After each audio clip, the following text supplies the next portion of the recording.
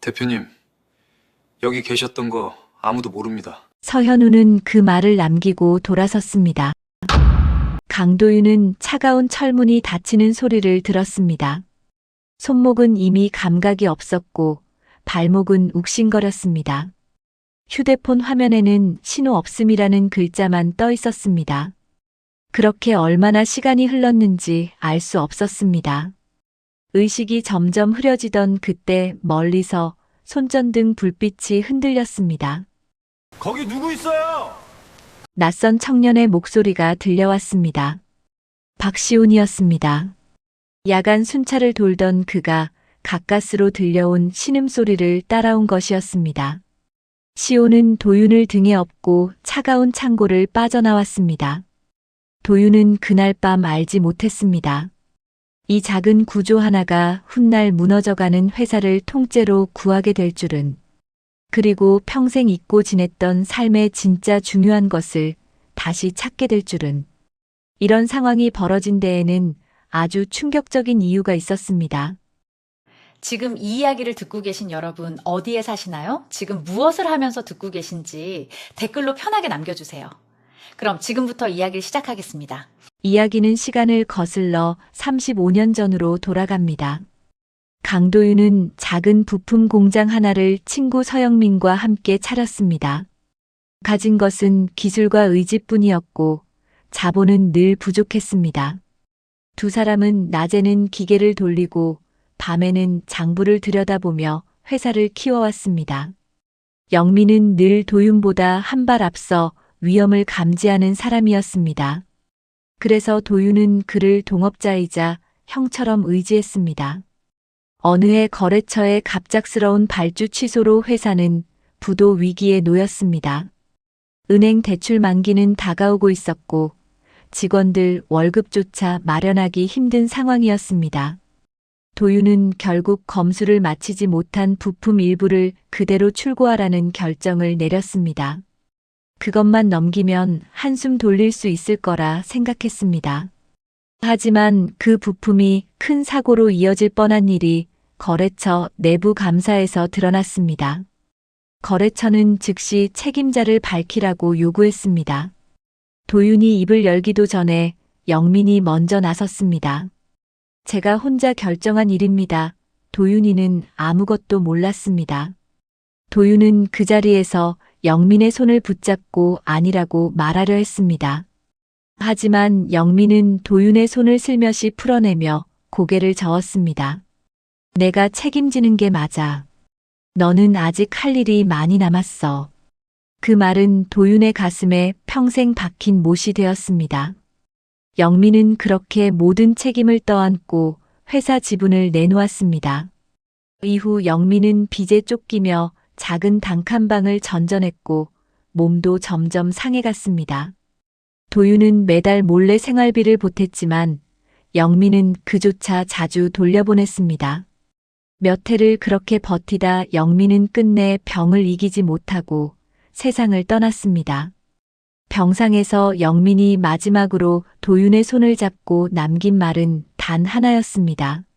내 잘못은 아무한테도 말하지 마라. 그냥 현우 하나만 잘 키워줘. 도윤은 그 약속을 지키기 위해 영민의 아들 현우를 거두었습니다. 당시 현우는 19살이었고 아버지의 죽음 앞에서 아무것도 묻지 않았습니다. 도윤에게는 친자식이 없었습니다. 젊은 시절 아내를 사고로 먼저 보낸 뒤 다시 가정을 꾸리지 않고 회사에만 모든 것을 쏟아부었습니다. 그래서인지 현우를 거두는 일은 도윤에게 단순한 책임감을 넘어서는 의미가 있었습니다. 그날 이후 도윤의 머릿속에는 한 가지 다짐이 새겨졌습니다. 나는 한 번 봐줬으니까 나는 더 엄격해야 한다. 그 다짐은 그의 평생 경영 철학이 되었고 누구에게도 예외를 두지 않는 원칙으로 굳어졌습니다. 현우는 어릴 때부터 영민이 도윤을 위해 큰 은혜를 베풀었다는 정도만 알고 자랐습니다. 정확히 무슨 일이 있었는지는 끝내 듣지 못했습니다. 도윤은 현우를 대학까지 보내고 졸업 후에는 신입사원으로 직접 회사에 들였습니다.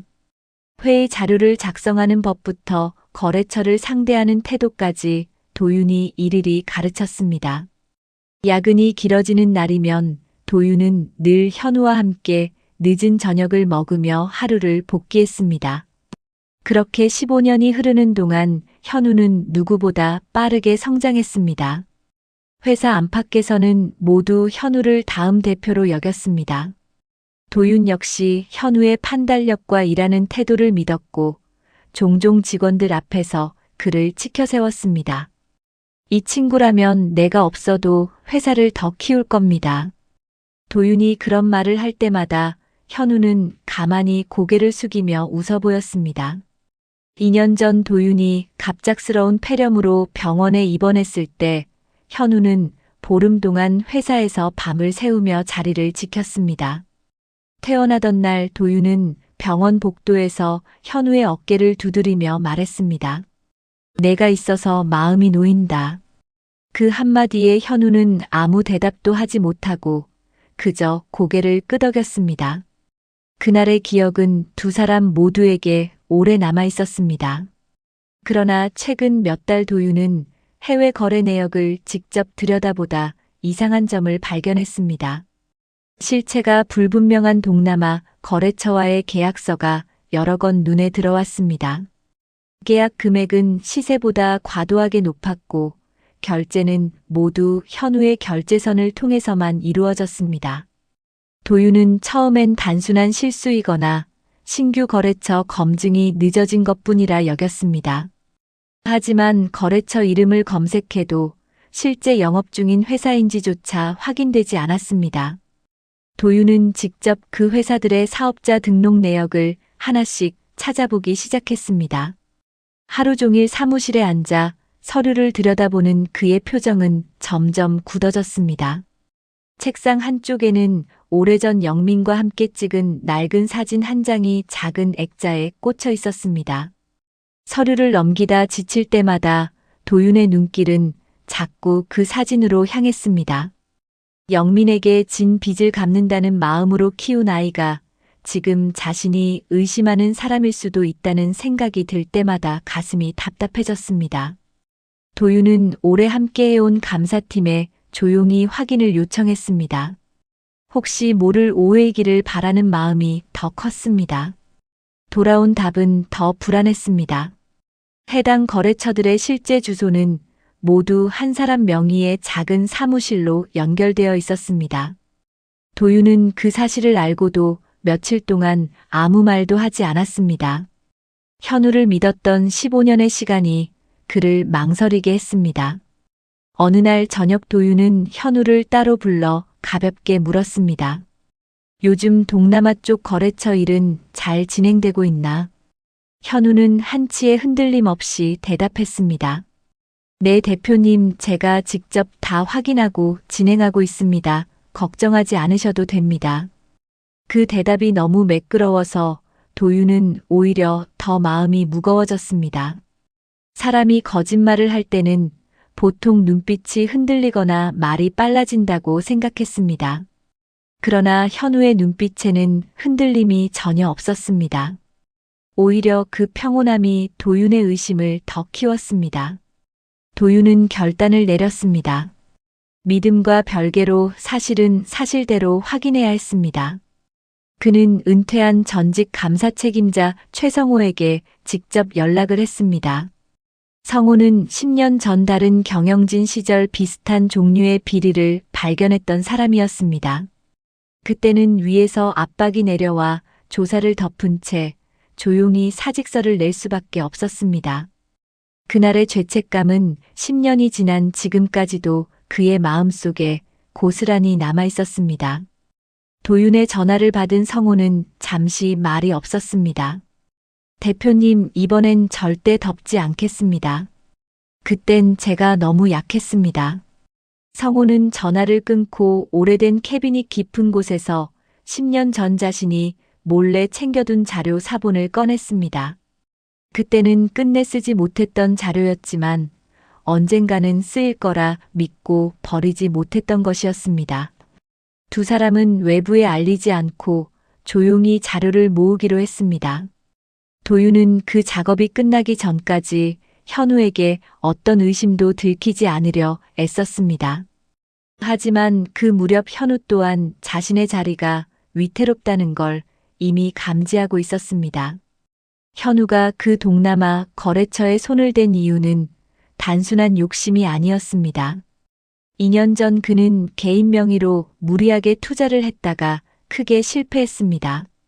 처음엔 작은 손실이었지만 그것을 메우려 또 다른 투자를 벌이면서 빚은 눈덩이처럼 불어났습니다. 결국 사채에 가까운 자금까지 끌어다 썼고 매달 갚아야 할 이자만으로도 숨이 막혔습니다.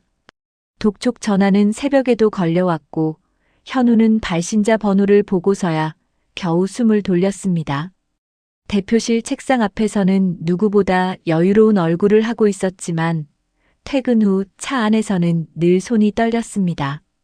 발각되기 전에 메우려던 시도가 오히려 더 깊은 구멍을 만들었습니다.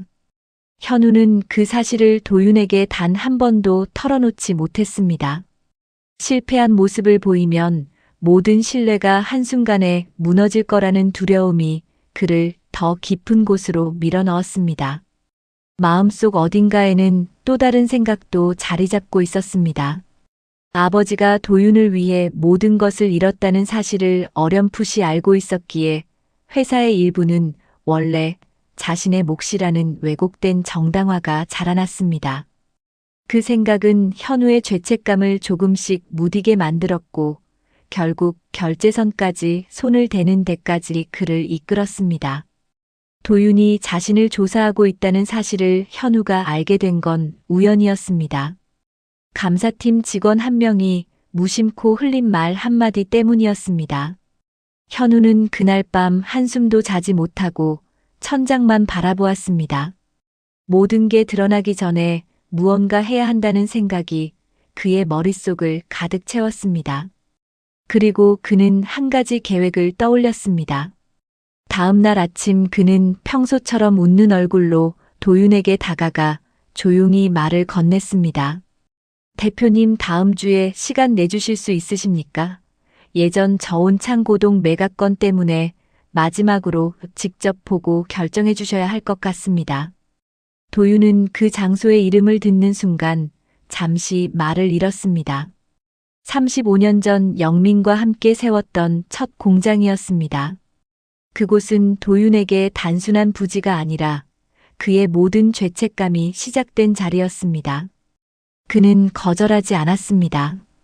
오히려 그 장소가 자신을 부르는 것 같다는 생각마저 들었습니다. 도윤은 다음 주 점검 일정을 그대로 수첩에 적어 넣었습니다.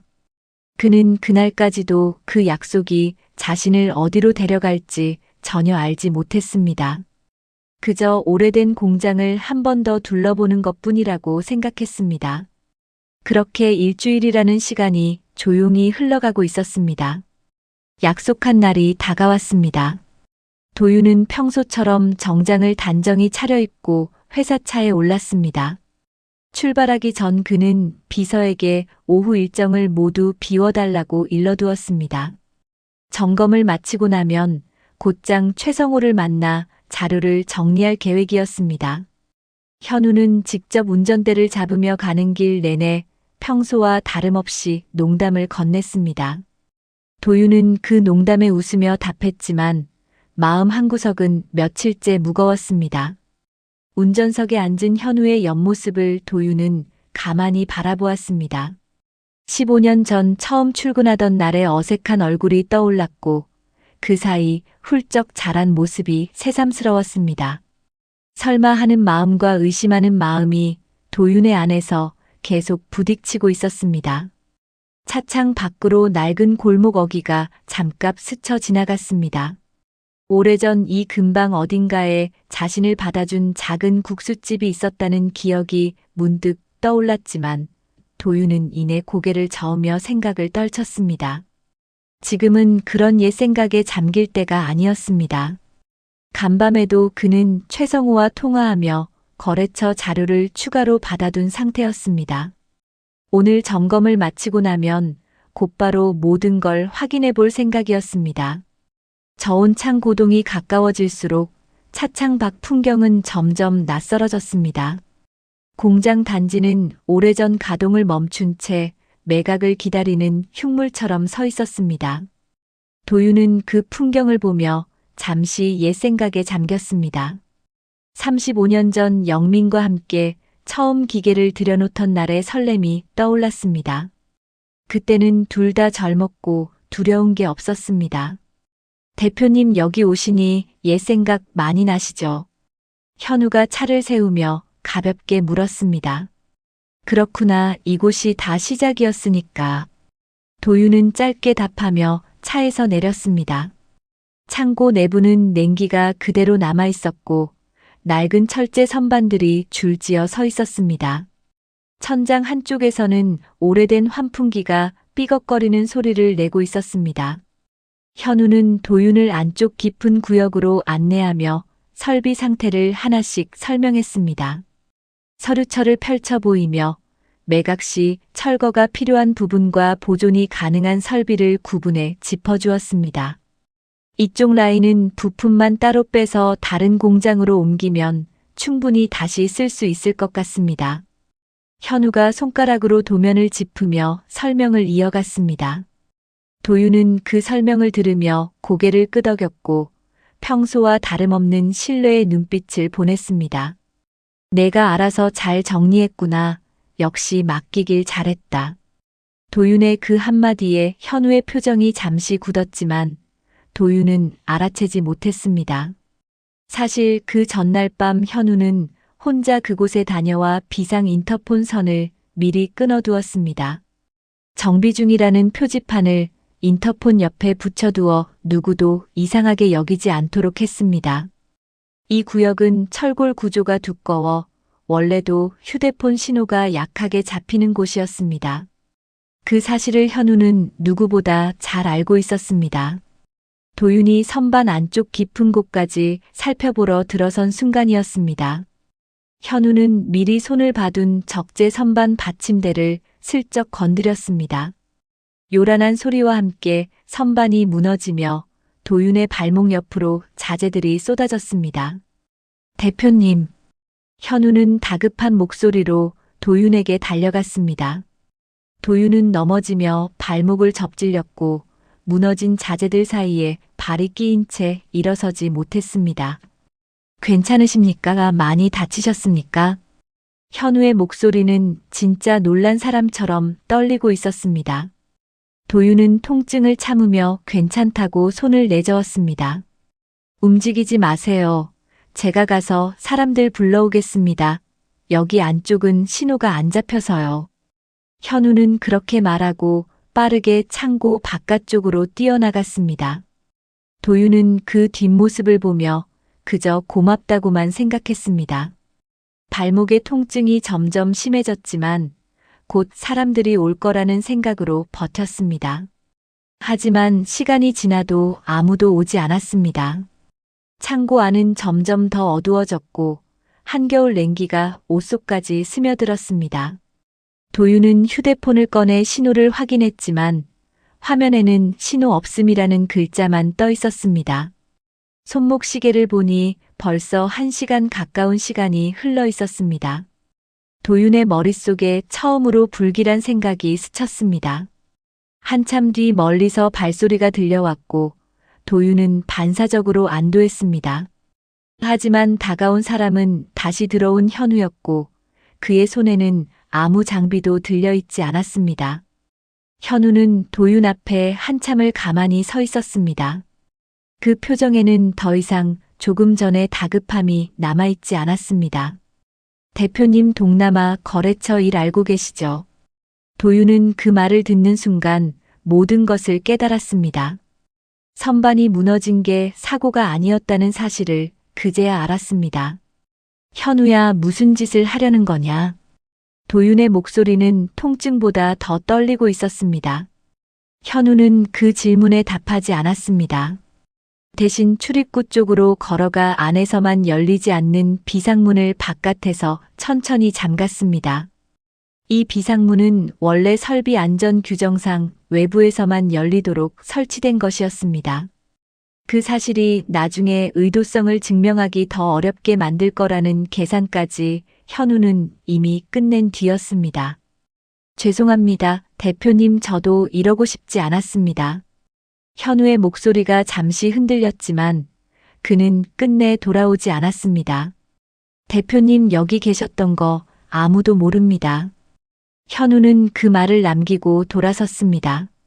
도윤은 차가운 철문이 닫히는 소리를 들으며 손을 뻗었지만 닿지 않았습니다. 한참을 그렇게 멍하니 앉아있던 도윤은 천천히 숨을 가다듬었습니다. 소리쳐 도움을 청해봐야 소용없다는 걸 그는 이미 알고 있었습니다. 대신 그는 가만히 자재 더미에 몸을 기댄 채 발목을 살펴보았습니다. 다행히 뼈가 부러진 것 같지는 않았지만 움직일 수 없을 만큼 부어 있었습니다. 도윤은 그제야 휴대폰 손전등 기능을 켜고 주변을 천천히 둘러보았습니다. 탈출할 만한 다른 통로가 있는지 살폈지만 보이는 것은 두꺼운 철벽뿐이었습니다. 그날 오후 본사에는 현우가 미리 준비해둔 가짜 진단서가 도착했습니다. 대표가 현장에서 급성 심장 증세로 쓰러져 응급 후송되었고 당분간 자신이 결재를 대행하겠다는 내용이었습니다. 실제로는 아무도 병원에 간 적이 없었습니다.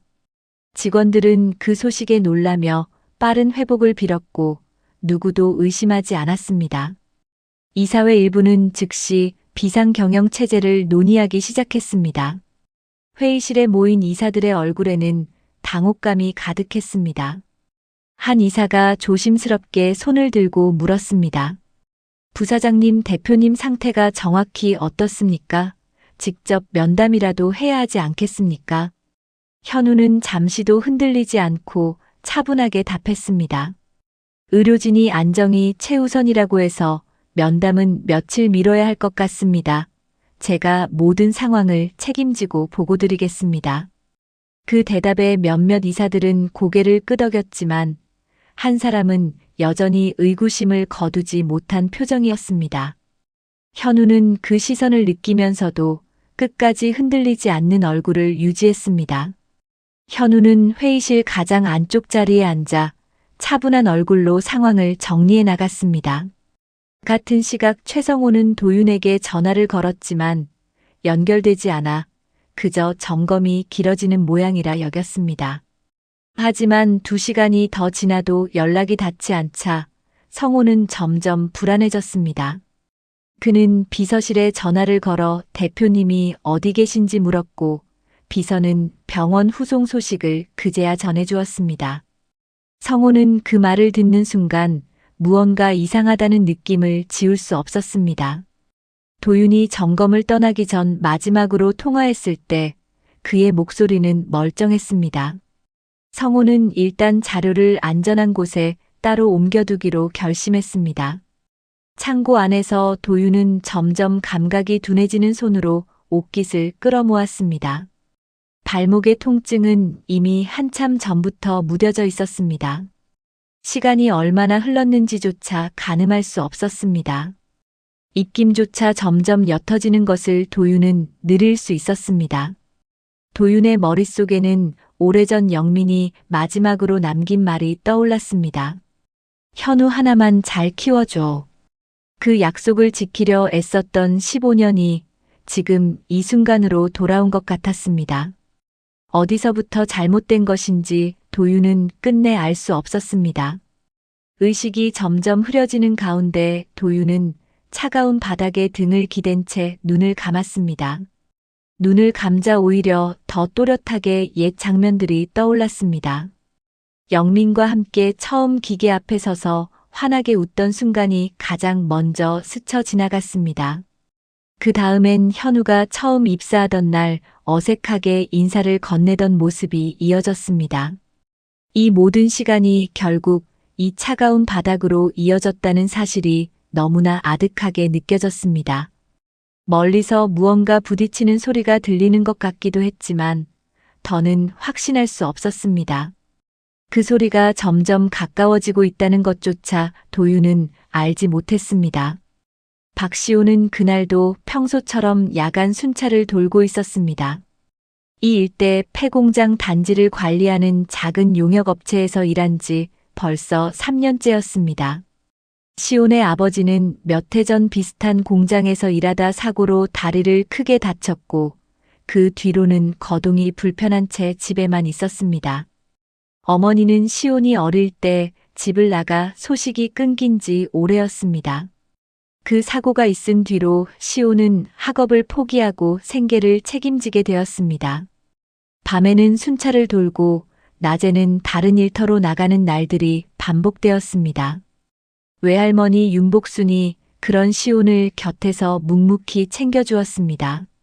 힘든 날도 많았지만 시온은 한 번도 누군가를 탓하지 않았습니다. 오히려 같은 일터에서 다친 사람을 보면 자기 아버지 생각이 나 더 마음이 쓰였습니다. 그날 밤도 시온은 손전등을 들고 저온 창고동 일대를 평소처럼 둘러보고 있었습니다. 바람이 유난히 차가운 밤이었습니다. 순찰 경로는 늘 정해져 있었고 별다른 일이 없으면 1시간 남짓이면 끝나는 일이었습니다. 그날은 유독 발걸음이 무거웠습니다. 낮에 나갔던 건설 현장에서 일이 늦게 끝나 몸이 많이 지쳐 있었습니다. 그래도 시온은 한 군데도 빠짐없이 평소처럼 점검을 이어갔습니다. 창고를 지나치려던 순간 시온은 어디선가 희미한 소리를 들었습니다. 처음엔 바람 소리인가 했지만 다시 들어보니 분명 사람의 신음 같았습니다. 시온은 발걸음을 멈추고 귀를 기울였습니다. 소리는 창고 안쪽 깊은 곳에서 끊어질 듯 이어지고 있었습니다. 처음엔 다친 짐승 소리인가도 싶었지만 자세히 들어보니 분명 사람의 목소리였습니다. 시온은 곧장 정문 쪽 비상문으로 달려갔습니다. 바깥에서 잠겨있는 문을 보고 시온은 이상하다는 생각이 들었지만 따질 시간이 없었습니다. 관리실에서 가져온 여분의 열쇠로 문을 열고 안으로 들어섰습니다. 손전등 불빛이 닿은 곳에는 한 노인이 자재 더미 사이에 쓰러져 있었습니다. 거기 누구 있어요? 시온이 다급하게 외치며 다가갔습니다. 도윤은 그 목소리에 가물가물한 의식을 붙잡으려 애썼습니다. 괜찮으세요? 정신 차려보세요. 시온은 도윤의 몸을 흔들며 말을 걸었습니다. 도윤의 입술은 이미 새파랗게 질려 있었고 몸은 차갑게 식어 있었습니다.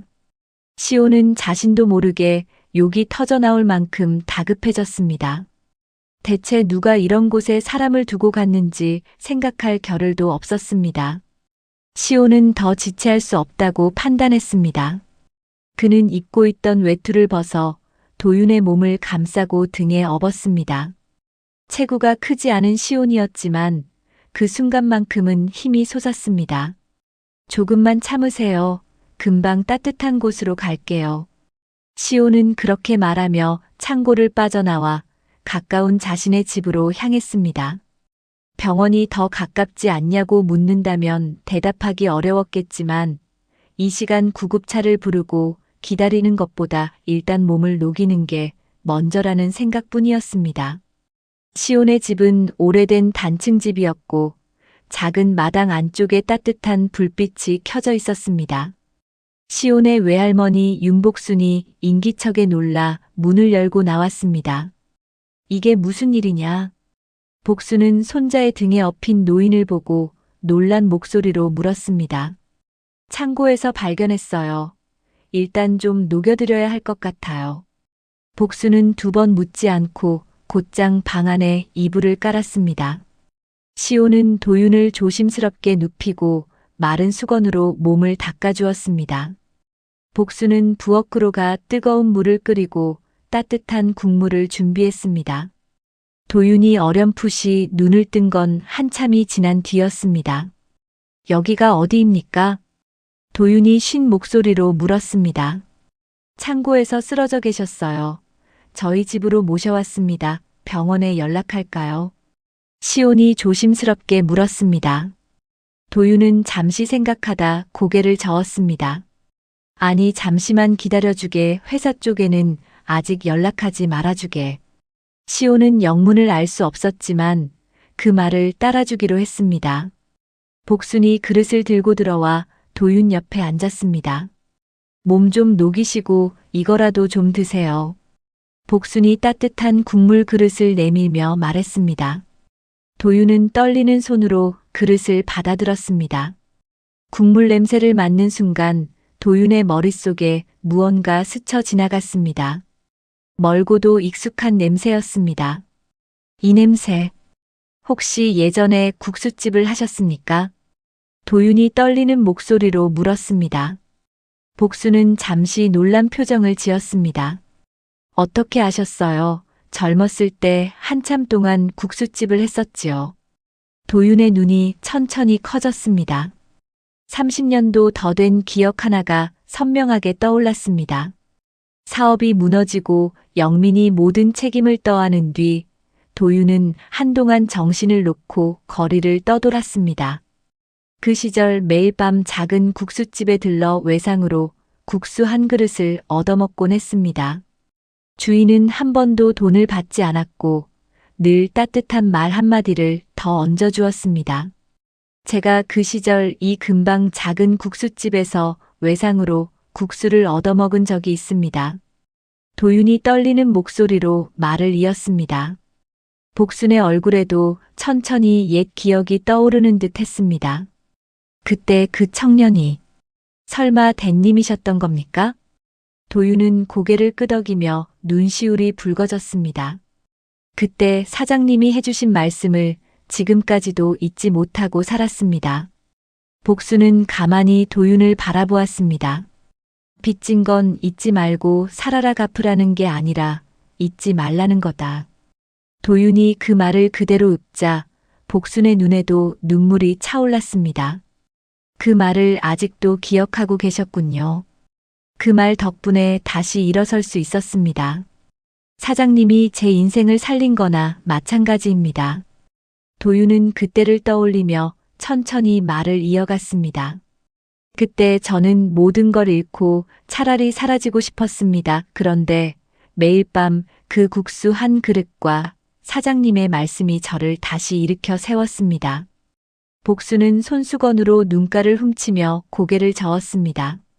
저는 그냥 끼니나 거르지 말라고 했을 뿐인데 그게 그렇게 큰일이 됐을 줄은 몰랐습니다. 사장님께는 작은 친절이었겠지만 저한테는 인생을 바꾼 한마디였습니다. 시호는 두 사람의 대화를 가만히 지켜보며 묘한 인연의 놀라움을 감추지 못했습니다. 도윤은 천천히 몸을 일으켜 앉으며 시온을 바라보았습니다. 자네가 날 살렸으니 이건 빚이 하나 더 늘어난 셈이로군. 도윤의 말에 시온은 멋쩍게 웃었습니다.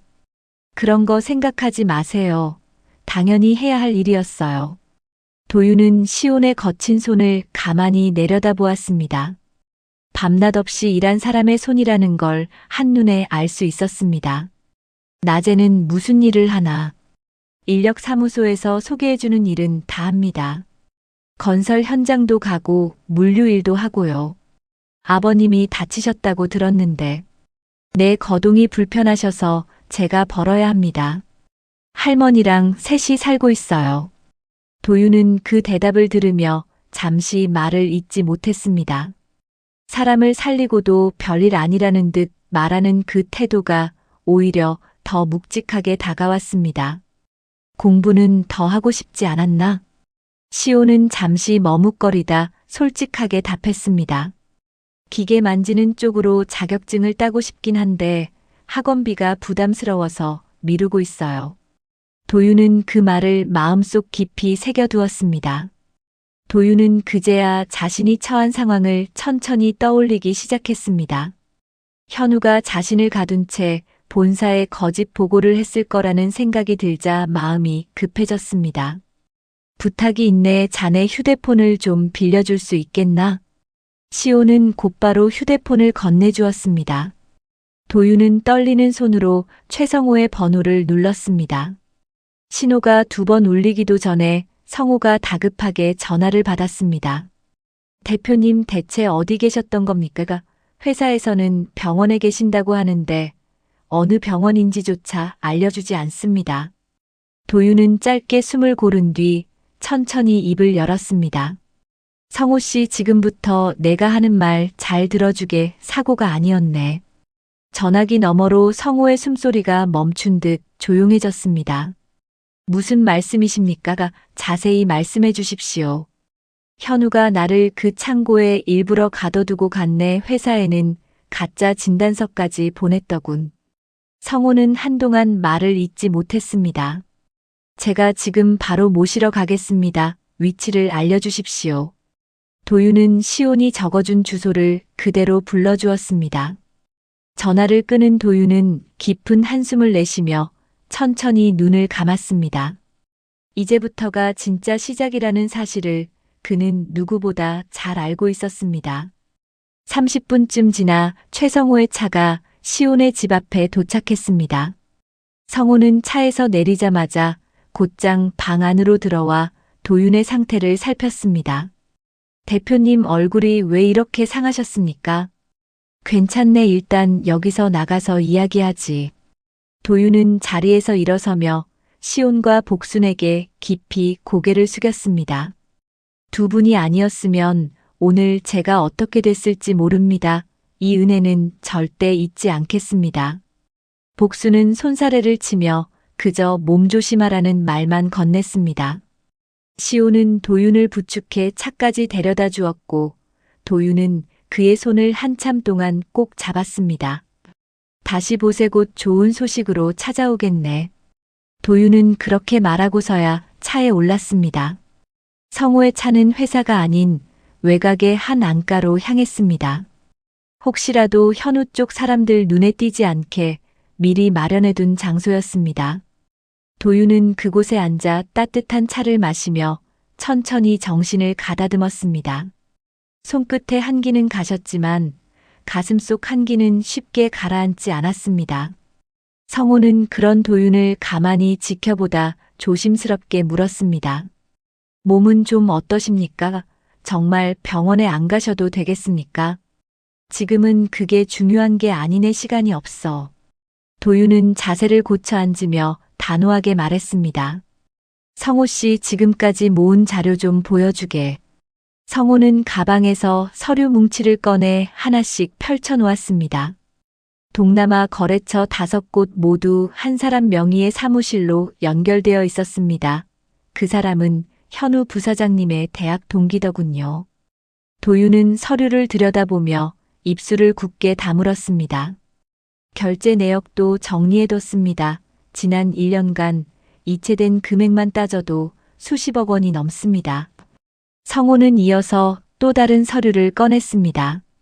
그리고 이건 그날 본사에 도착했던 진단서 사본입니다. 발급 병원에 직접 확인해 보니 그런 진료 기록 자체가 없었습니다. 도윤은 그 서류를 손에 쥐고 한동안 말을 잇지 못했습니다. 명백한 증거였습니다. 전산 결제 로그도 따로 뽑아왔습니다. 결제 시간을 보면 전부 새벽 시간대에 몰려 있습니다. 누가 봐도 정상적인 업무 시간이 아닙니다. 성호는 마지막으로 출입 기록 한 장을 더 내밀었습니다. 그리고 사고가 있던 날 새벽 창고 인터폰 점검을 신청한 사람도 확인했습니다. 부사장님 본인 명의였습니다. 도윤은 그 모든 자료를 차례로 넘겨보며 깊은 숨을 내쉬었습니다. 10년 전에도 비슷한 자료를 들고 갔다가 묵살당했습니다. 이번엔 그렇게 두지 않을 겁니다. 성호의 목소리에는 단호함이 담겨 있었습니다. 도윤은 고개를 끄덕이며 다음 계획을 물었습니다. 현우는 지금 무슨 움직임을 보이고 있나? 비상 경영을 명분으로 내일 모레 임시 주주총회를 소집했습니다. 대표님 건강 문제로 경영 공백이 길어질 수 없다는 이유로 자신을 신임 대표로 선임하려는 모양입니다. 도윤은 짧게 헛웃음을 지었습니다. 준비가 빠르군. 그럼 우리도 시간이 없다는 뜻이군. 도윤은 그날 밤 늦게까지 자료를 정리하면서도 틈틈이 시온과 복순을 떠올렸습니다. 이 모든 진실을 밝힐 수 있게 된 것도 결국 그 두 사람의 작은 친절에서 시작된 일이었습니다. 두 사람은 그날 밤 늦게까지 자료를 정리하고 증인 진술을 추가로 확보할 방법을 의논했습니다. 거래처 중 한 곳의 실제 운영자는 현우의 대학 동기였고 그는 이미 빚 독촉에 시달리다 사채업자에게 신변 위협까지 받고 있는 상태였습니다. 성호는 그를 직접 찾아가 진술을 받아냈습니다. 처음엔 그도 입을 다물려 했지만 성호가 사정을 끝까지 들어주겠다고 하자 천천히 마음을 열었습니다.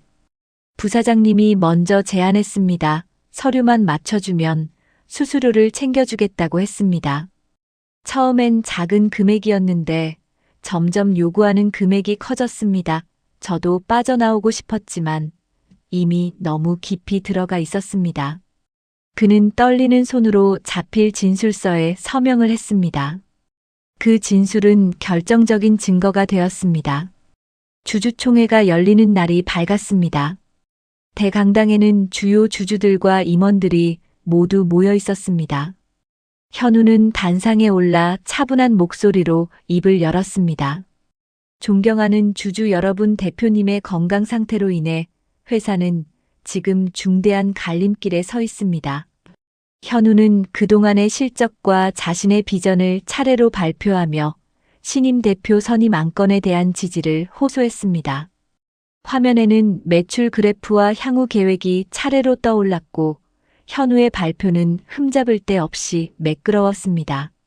몇몇 주주들은 이미 그의 발표에 고개를 끄덕이고 있었습니다. 나이든 주주 한 명이 마이크를 들고 조심스럽게 물었습니다. 대표님 건강은 정확히 어떤 상태입니까? 직접 뵙고 싶다는 의견도 있었는데요. 현우는 잠시 멈칫했지만 곧 평소처럼 차분하게 답했습니다. 안정이 우선이라 면담은 조금 더 미뤄야 할 것 같습니다. 양해해 주시면 감사하겠습니다. 투표를 진행하겠다는 진행자의 말이 막 떨어진 순간이었습니다. 강당 뒤편 문이 열리며 도윤이 천천히 걸어 들어왔습니다. 장내가 일순간 조용해졌습니다. 대표님, 현우의 얼굴이 새파랗게 굳었습니다. 도윤은 단상 앞까지 천천히 걸어가 마이크를 잡았습니다. 먼저 이렇게 갑작스럽게 나타난 것에 대해 양해를 구합니다. 저는 지금 매우 건강합니다. 장내에서 작은 소란이 일었습니다. 다만 제가 며칠간 자리를 비울 수밖에 없었던 이유를 오늘 이 자리에서 모두 밝히고자 합니다. 도윤은 옆에 서 있던 성호에게 신호를 보냈고 화면에 자료들이 차례로 띄워졌습니다. 가짜 진단서 발급 기록 비교 화면, 동남아 거래처 명의 추적 자료, 그리고 증인 진술서까지 하나씩 공개되었습니다. 저는 정비 점검 중 사고를 당한 것이 아니라 누군가에 의해 의도적으로 고립되었습니다. 그리고 그 진단서는 제가 병원에 간 적조차 없는 가짜 서류입니다. 장내는 술렁이기 시작했고 모든 시선이 현우에게 쏠렸습니다. 현우의 얼굴에서 핏기가 사라졌습니다. 대표님, 이건 오해입니다. 현우가 떨리는 목소리로 항변했지만 이미 화면에 떠 있는 증거들이 그의 말을 무력하게 만들었습니다. 도윤은 현우를 똑바로 바라보았습니다. 현우야, 이제 그만하자. 도윤의 목소리는 분노보다 슬픔에 가까웠습니다. 현우는 한참을 서 있다가 결국 무너지듯 입을 열었습니다. 아버지가 당신 때문에 모든 걸 잃었다는 거 알고 있었습니까? 저는 그냥 받아야 할 걸 받으려던 것뿐입니다. 강당 안에 정적이 흘렀습니다. 현우의 목소리는 점점 커졌습니다. 제가 신입사원 때부터 누구보다 열심히 했습니다. 그런데도 늘 한 자리 부족하다는 느낌을 떨칠 수가 없었습니다. 아버지가 다 잃고 떠난 자리니까요. 도윤은 그 말을 듣고 한동안 눈을 감았습니다. 내 아버지가 나 대신 짐을 진 건 사실이다. 그래서 평생 죄책감으로 살았고, 그래서 너를 더 잘 키우려 했다. 도윤의 목소리가 조금씩 떨려왔습니다. 하지만 그 빚은 내가 너를 더 아껴주는 것으로 갚아야 했던 거지 내가 회사를 훔치는 걸로 받아내야 하는 게 아니었다. 현우는 아무 말도 하지 못한 채 고개를 떨구었습니다. 도윤은 다시 주주들을 향해 돌아섰습니다. 이 사안은 법적 절차에 따라 처리하겠습니다. 회사는 정상적으로 운영될 것이며 책임 있는 사람에게는 그에 맞는 책임을 묻겠습니다. 그날 현우는 곧바로 모든 직책에서 해임되었고 이후 검찰 조사가 시작되었습니다. 보안 직원들이 다가와 그를 강당 밖으로 안내했고 주주들은 침묵 속에서 그 모습을 지켜보았습니다. 강당을 나서는 현우의 뒷모습을 도윤은 끝까지 지켜보았습니다. 오랜 세월 쌓아온 신뢰가 무너진 자리에는 깊은 허탈함만 남았습니다. 주주총회는 도윤의 대표직 유지를 만장일치로 의결하며 마무리되었습니다. 도윤은 강당을 나서며 성호에게 작게 고개를 숙였습니다. 성호 씨가 없었다면 오늘 같은 일은 없었을 거네 고맙네. 성호는 옅게 웃으며 답했습니다. 이제야 10년 전의 빚을 갚은 것 같습니다. 하지만 도윤은 그 허탈함 속에서도 한 가지는 분명히 했습니다. 원칙은 누구 앞에서도 흔들릴 수 없다는 사실이었습니다. 계절이 한번 바뀌었습니다. 현우에 대한 재판은 길지 않게 마무리되었습니다. 횡령과 사기 혐의가 모두 인정되어 실형이 선고되었고 회사는 피해 금액 대부분을 환수할 수 있었습니다. 선고가 내려지던 날 법정 안은 무거운 침묵으로 가득했습니다. 현우는 마지막 진술에서 짧게 한마디를 남겼습니다. 제가 아버지의 이름을 더럽혔습니다. 그게 가장 죄송합니다. 도윤은 그 말을 들으며 잠시 눈을 감았다가 다시 떴습니다. 법정을 나서던 도윤은 끝까지 현우와 눈을 마주치지 않았습니다. 원망보다는 차라리 마주하지 않는 게 서로에게 나은 일이라 생각했습니다. 회사는 빠르게 안정을 되찾았습니다. 거래처들도 하나둘 다시 신뢰를 회복했고 매출도 서서히 제자리를 찾아갔습니다. 최성호는 도윤의 권유로 다시 회사로 돌아와 감사 담당 고문으로 자리했습니다. 10년 전엔 떳떳하지 못하게 떠났는데 이제는 떳떳하게 다시 들어옵니다. 성호가 첫 출근 날 그렇게 말하며 웃었습니다. 그는 신입 감사팀 직원들을 모아두고 자신의 옛 이야기를 솔직하게 들려주었습니다. 여러분은 저처럼 늦게 깨닫지 마십시오. 작은 의심이라도 끝까지 따라가는 게 우리 일입니다. 그 말은 후배 직원들 사이에서 오래도록 회자되었습니다. 도윤은 그날 이후로도 종종 시온의 집을 찾았습니다. 처음엔 인사차 들렀던 걸음이었지만 어느새 익숙한 발걸음이 되어 있었습니다. 윤복순의 건강검진을 직접 챙기고 좋은 병원을 연결해 주었습니다. 검진 결과 복순은 무릎 관절이 많이 상해 있어 정기적인 치료가 필요하다는 진단을 받았습니다. 도윤은 그 소식을 듣고 곧장 가까운 병원에 정기 진료 일정을 잡아주었습니다. 복순은 처음엔 부담스러워했지만 도윤의 진심을 알고는 더 이상 사양하지 않았습니다. 사장님, 그러지 않으셔도 되는데. 제가 그러고 싶어서 그러는 겁니다. 이제는 제가 갚을 차례입니다. 도윤은 그렇게 말하며 웃었습니다. 가끔 도윤은 일이 끝난 늦은 저녁 시온의 집에 들러 복순이 끓여주는 국수 한 그릇을 얻어먹고 가기도 했습니다. 30년 전 그 맛과 크게 다르지 않다는 사실이 도윤에게는 묘한 위로가 되었습니다. 시온에게는 따로 제안을 했습니다. 자네가 배우고 싶다던 그 자격증 과정 회사 비용으로 보내주고 싶은데 어떤가?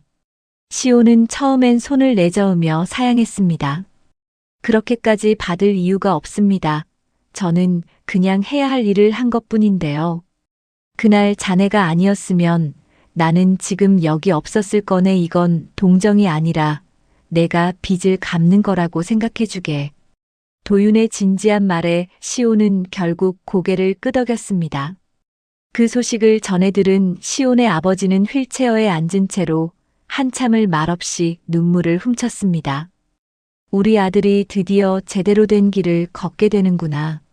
아버지의 그 한마디에 시온도 함께 눈시울이 붉어졌습니다. 시온은 그렇게 설비 자격증 과정에 등록했고, 낮에는 공부, 밤에는 여전히 순찰을 돌며 차근차근 준비해 나갔습니다. 처음엔 따라가기 버거워 책을 펼쳐놓은 채 잠드는 날도 많았습니다. 그럴 때마다 복수는 곁에서 조용히 이불을 덮어주며 묵묵히 지켜봐 주었습니다. 시험 날짜가 다가올수록 시온은 새벽까지 문제집을 풀며 시간을 쪼개 썼습니다. 시험에 합격한 날 시온은 제일 먼저 도윤에게 전화를 걸어 소식을 전했습니다.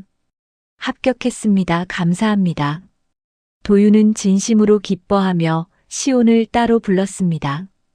이제 그 자격증으로 우리 회사 설비관리팀에서 정식으로 일해보지 않겠나. 시온은 그 제안을 듣고 한동안 말을 잇지 못했습니다. 제가 그런 자리에 가도 되는 겁니까? 능력만 있으면 누구나 갈 수 있는 자리네. 이제 자네 능력을 증명해 보였으니 당연한 일이지. 시온은 그렇게 정식으로 입사해 설비관리팀에서 일을 시작했습니다. 처음엔 가장 막내였지만 누구보다 성실했고 현장의 작은 위험 신호도 놓치지 않았습니다. 선배 직원들도 시온의 꼼꼼함을 두고 입을 모아 칭찬하곤 했습니다. 입사한 지 1년이 채 되지 않았을 무렵 노후 설비 점검 중 큰 사고로 이어질 뻔한 결함을 시온이 가장 먼저 발견해 막아낸 일이 있었습니다. 당시 다른 직원들은 별다른 이상이 없다고 판단했지만 시온은 미세한 소음 하나를 끝까지 의심해 점검을 요청했습니다. 결국 내부 부품 하나가 거의 한계점에 다다라 있었다는 사실이 확인되었고 큰 사고를 미리 막을 수 있었습니다. 그 일로 시온은 사내에서 이름이 알려지기 시작했습니다. 그리고 다시 한 해가 지난 어느 날 도윤은 전체 임직원들이 모인 자리에서 인사를 발표했습니다. 설비관리팀 박시온 사원을 안전관리 책임자로 승진 발령합니다. 박수 소리가 강당을 가득 채웠습니다. 시온은 단상에 올라 떨리는 목소리로 짧게 인사를 전했습니다. 부족한 저를 믿고 자리를 맡겨주셔서 감사합니다. 앞으로 누구보다 현장의 안전을 먼저 생각하겠습니다. 객석 한쪽에서 누군가 작게 눈물을 훔치는 모습이 보였습니다. 그 옆에 앉아있던 복순이었습니다. 손자가 단상 위에 서 있는 모습을 보며 복순은 끝내 눈물을 참지 못했습니다. 도윤은 객석에서 그 모습을 흐뭇하게 지켜보았습니다. 35년 전 자신이 영민에게 진 빚을 갚지 못한 채 평생을 살았던 것과 달리 이번에는 빚을 갚을 수 있어 다행이라는 생각이 들었습니다. 행사가 끝난 뒤 도윤은 시온을 따로 불러 작은 봉투를 건넸습니다. 이건 승진 축하금이 아니라 그냥 내가 주고 싶어서 주는 거네. 시온은 봉투를 받으며 고개를 숙였습니다. 대표님 덕분에 인생이 완전히 달라졌습니다. 아니, 자네가 그날 나를 살렸기 때문에 가능했던 일이지. 그러니 이건 빚을 갚는 거지 베푸는 게 아니네. 도윤은 그렇게 말하며 시온의 어깨를 두드렸습니다. 그날 저녁 도윤은 집무실에 홀로 앉아 오래전 영민과 함께 찍은 사진을 다시 꺼내보았습니다. 사진 속 두 사람은 여전히 젊고 환하게 웃고 있었습니다. 영민아, 내가 부탁한 현우는 결국 지키지 못했지만 대신 다른 빚은 갚을 수 있었다. 도윤은 사진 속 영민에게 조용히 말을 건넸습니다. 창밖으로 해가 저물고 있었습니다. 원칙을 지킨다는 것은 누군가에게는 냉정한 일이었지만 동시에 누군가에게는 정당한 기회를 주는 일이기도 했습니다. 도윤은 그 사실을 이제야 온전히 이해할 수 있었습니다. 빚진 것을 잊지 않고 살아간다는 것이 결국 누군가를 살리는 일로 이어질 수 있다는 것도 함께 깨달았습니다. 그렇게 또 한 해가 흘러갔고 회사는 예전보다 더 단단해진 모습으로 자리를 지켜나가고 있었습니다. 그리고 그 단단함의 한가운데에는 늘 사람을 먼저 생각하는 마음이 자리하고 있었습니다.